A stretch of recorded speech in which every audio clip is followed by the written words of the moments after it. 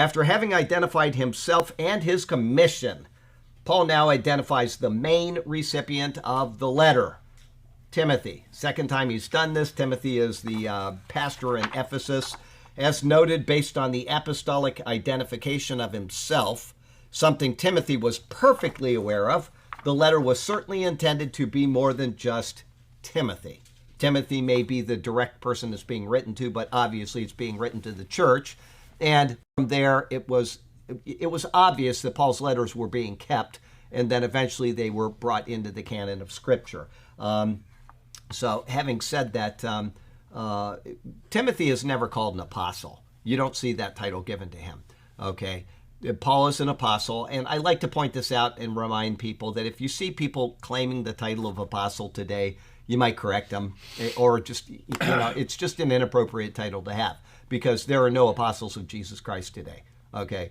That's not something that you have to personally have been a part of Jesus' ministry. He had to have appointed you personally in order for you to be an apostle. So claiming that title is just completely inappropriate. Paul even says, I was as one born out of due season.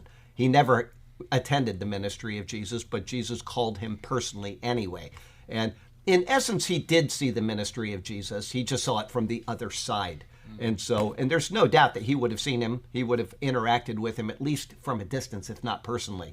So Paul had the qualifications. People today do not. So you don't see Timothy being called an apostle because he wasn't.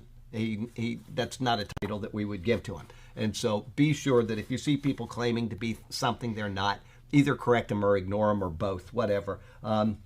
Let's see here. As noted, I read that. Let's see here. He was to have it available. Timothy was to have this letter available for any and all to see and read. It is an epistle of church doctrine as much as it is a personal letter. Okay, and that's what it is. I mean, that's why he wrote him, is to give him instruction in the church. Paul knows Timothy isn't going to live forever. He knows that Timothy's got a certain amount of time, and he's going to get old, and he's going to need to replace him with someone else. And he knows that letter is going to be there as instruction for the church. Whether Paul knew that his writings were going to someday be in the Bible, I would question that. I would think he probably had no idea at all, especially based on some of the things he says in his own letters.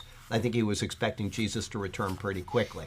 And, he was probably expecting the Jews to have a little bit of trouble and then be, put back in the limelight, and the millennium would be entered in. It just kind of, you get that sense from his writings. And here it's 2,000 years later, and we're still waiting. And of course, yesterday being the first, I said to lots of people in emails, maybe this is the year. We don't know.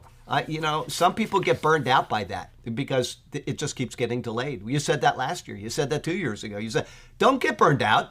He's coming. It's, our lives are just temporary. They're so short. We put everything into our box and we say, this must be the time. And everybody wants that at the turn of the millennium, the first millennium. There was this great, Jesus is going to be back. It's been 1,000 years. And everybody thought this is the time. The 1800s, all these people were coming out with all these new denominations and saying, Jesus is going to be here. Everybody wants it to be during their life, okay?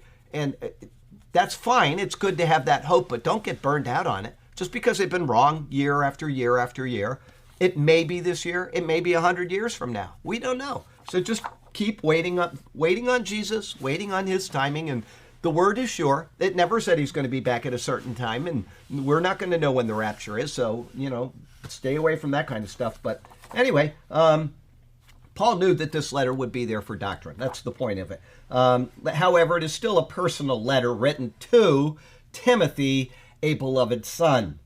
These words are similar to his opening words to Timothy in his first epistle to him.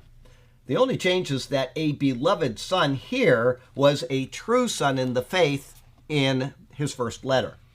The word translated here as beloved is the Greek word agapitos. It signifies divinely loved. Agapitos, divinely loved. So he is a divinely loved son in the faith. Going on, Paul truly loved Timothy as a son. And the bonds were as strong as if Timothy was Paul's own legitimate son. As he personally took Timothy under his wings And as Timothy stayed with him while so many others departed, the bond was all the stronger.